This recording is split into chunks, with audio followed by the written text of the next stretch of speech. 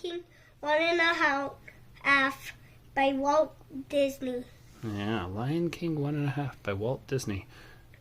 Is that your favorite character right there, Pumbaa? No? We don't know which one.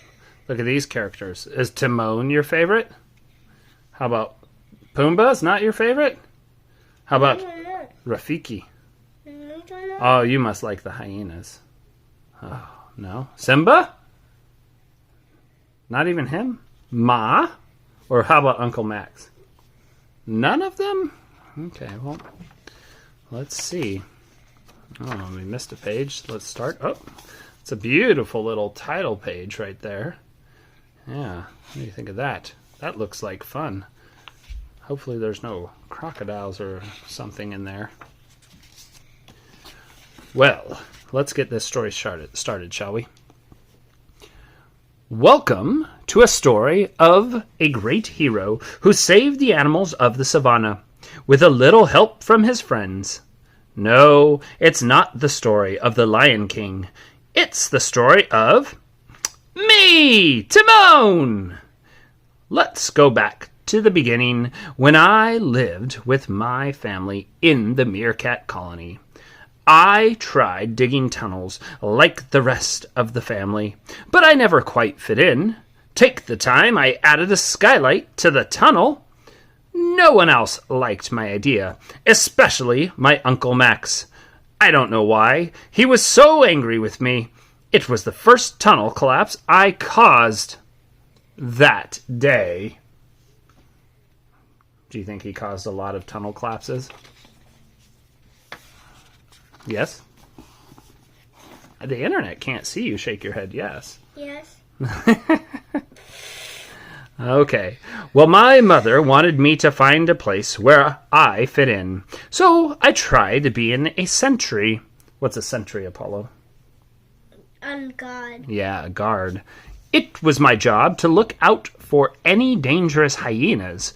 But I made one teensy mistake. Who hasn't broken into song on sentry duty before? Do you think that sounds like a good idea, Apollo, singing out loud while you're supposed to be guarding? Yes or no? No. I keep forgetting. The internet can't hear you, or can't see your nod. Yeah, well, that doesn't sound like a good idea to sing while you're guarding. I didn't exactly notice who my audience was. The hyenas surprised me and caused my whole family to flee in panic. Run!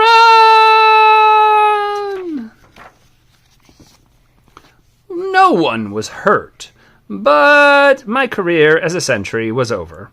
I had to find my place, and it wasn't with the colony. So I made the tough decision to leave, to walk out into the great wide world. Of course, everyone tried to stop me. They begged me to stay. Do you think they begged him to stay? Only one. Who? His mama? Well, she doesn't even look like she's begging. Well, maybe just my mother. But it was too late. Yeah, you were right. Only the mother begged him to stay.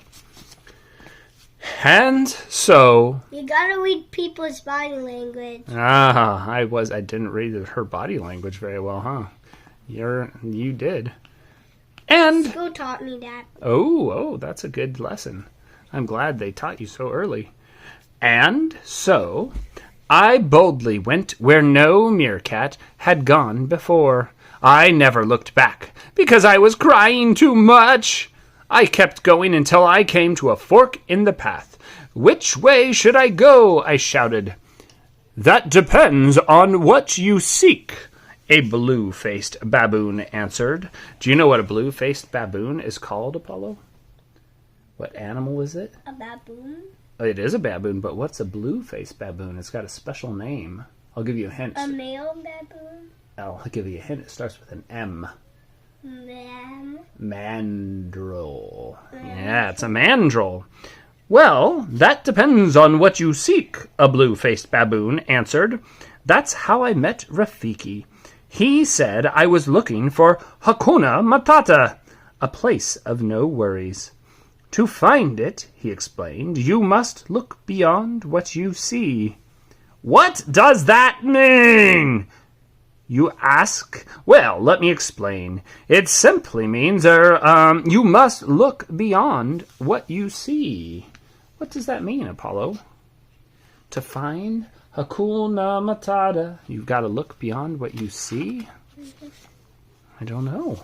We'll find out. Well, I could see a big pointy rock, so I headed for that. I was trudging through some tall grass when I heard a strange noise. Suddenly, I found myself face to face with a huge snout. I was surprised, but I quickly realized that this big fellow, Pumbaa the warthog, was no threat at all. In fact, he was scared of me. Do you think that's true? Yeah. You think Pumbaa was scared of Timon? Both of them were scared of each other. Oh, based off the body language, I got you.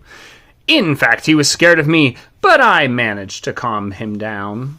It turned out that Pumbaa and I were looking for the same thing, a place to call home. We made a good team. I had the brains. Pumbaa had, well, his own secret weapon that I would soon discover. Dun, dun, dun. I wonder what that will be. We both set off for the big pointy rock, which was called Pride Rock. We got there just as the other animals were gathering to witness the presentation of Simba, the future Lion King. Of course, we didn't know who Simba was at the time. That's when I discovered Pumbaa's secret weapon. I made the mistake of pulling on his tail, and, well, wow! What a blast! Everyone had to bow to the ground because the smell was so strong. I realized that we needed to keep moving. That is definitely not Hakuna Matata. We looked all around for Hakuna Matata. We tried a few places, including an elephant graveyard. Pumbaa was a little scared, but it didn't bother me. No, he's saying the opposite all in this book. Yeah, he's the one that looks scared, huh? No. After all, Pumbaa doesn't even care. Yeah, he's like, I'm a warthog. I go wherever I want. After all, who would ever come to an elephant graveyard? When we found out that the hyenas would, so we decided to keep on looking for Hakuna Matata. Later, we found ourselves in the middle of a dry riverbed when we heard a deep rumble. A herd of rampaging wildebeest was headed straight for us. Shall we run for our lives? Pumbaa asked me. Oh, yes, let's, I answered. Rah! We thought we were safe when we landed in a river until we went over the waterfall. I got us safely to the riverbank. But did it bring us any closer to our goal? Well, actually it did. Instead of complaining and giving up, I stood up and I looked around. Thanks to me, we had found the place of no worries. Hakuna Matata. Our new paradise home. It was just like the monkey had said. It would be hot tuna frittata. A spoon of ricotta. Hakuna Matata. Yeah, that's it. Once you hear that phrase, you'll never forget it. Hakuna Matata. Hakuna Matata. Yeah. Close enough. Our lives were carefree. We ate, slept, played, slept, and ate. But then it happened.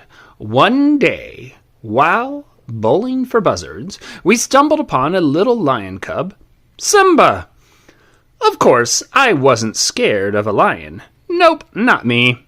You see... He was. Yeah, you can tell. Fear. No fear. You see, Pumbaa has joy. He does, yeah. You see, rescuing Simba wasn't the scary part. Parenting was. We had to wake up in the middle of the night, feed him, clean him, catch him when he fell. Gee, nothing but a hassle. Still, we loved him. Parenting sounds hard, don't you think, Apollo? Don't you think? The internet can't hear you. Don't you think? I forgot. Yeah. Well, does parenting sound hard? Huh? Yes. Yes, okay. As Simba grew, I taught him everything I knew about eating, that is. Soon he was ready to challenge me, his teacher, to a fierce snail-eating contest. I have to admit, he did well. He tried his best, gave it all he had. It didn't matter who won. Okay, fine. The kid beat me. Simba grew to be a big lion, and an even better friend. It was Hakuna Matata for the three of us. We could have gone on like that forever, but we didn't count on one thing: true love. As soon as Nala the lioness appeared, I knew she was trouble. It would be the end of Hakuna Matata. I knew if I ruined the romance for Simba, he would thank me later. So I tried every trick in the book to break them up, but nothing worked. The kid had to learn the hard way that a happy romance is awful. So I let the lovebirds sing. And before long, Nala and Simba got into a fight. Great! But then Simba left. When I asked Nala why, she told me a long, boring story about Simba being the son of the king, blah, blah, blah, blah. In short, Simba had gone back to Pride Rock to fight some silly battle with his evil Uncle Scar and the hyenas. Nala went to help Simba, and Pumbaa followed. I decided to stay behind. But then Rafiki turned up, and we had a long talk. Oh, that stubborn mandrill.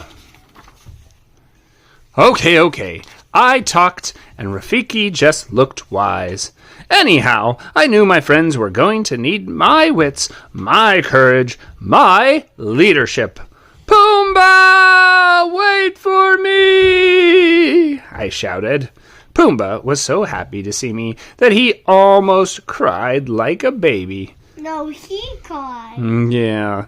Oh, that silly warthog. That silly Timon. Yeah. We reached Pride Rock just in time. The place was crawling with hyenas, and we had to distract them so that Simba could face Scar. Luckily, I came up with a brilliant plan. With a song and a hula skirt, I lured the three meanest hyenas into a cave, and then, boom! What happened? The secret weapon. Off went Pumbaa's secret weapon. The smell would teach them not to mess with meerkats and warthogs. Well, warthogs mostly, I guess. Yeah, especially that warthog. Suddenly, two meerkats popped out of the ground.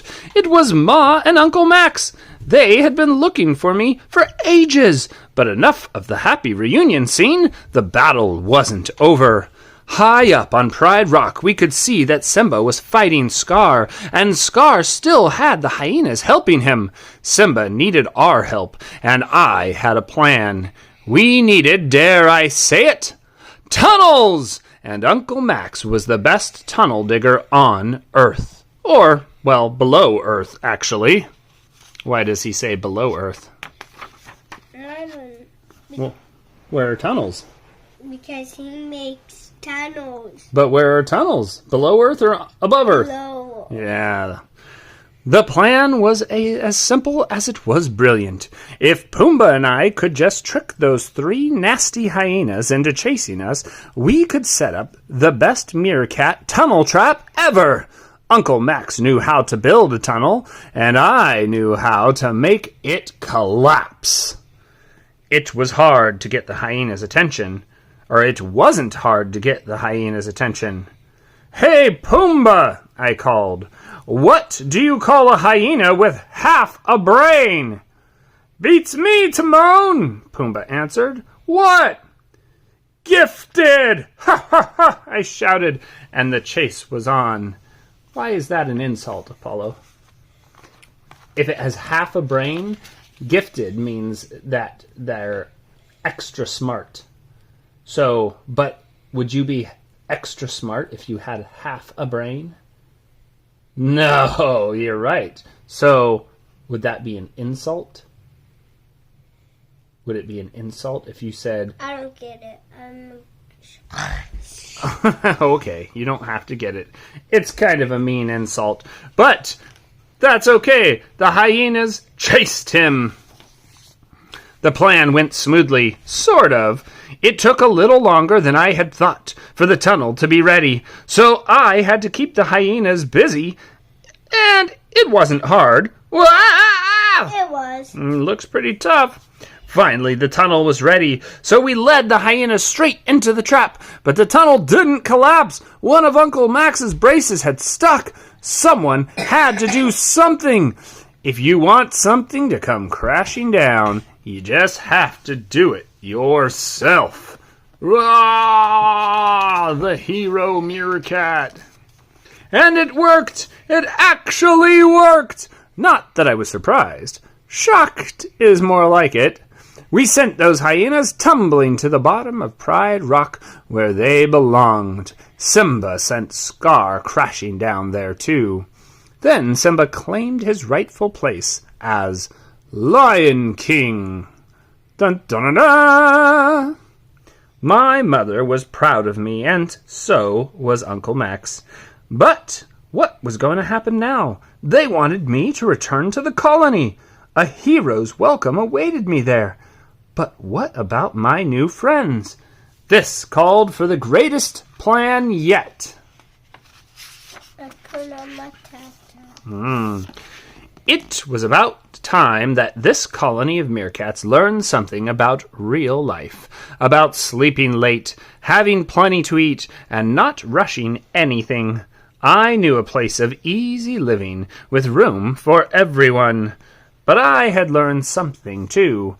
Home is not just a place. Home is wherever your family and friends are. But it doesn't hurt if it's also in paradise. Hakuna Matata. Bum, bum, da, da, da, bum. Yeah, there you go. Adios!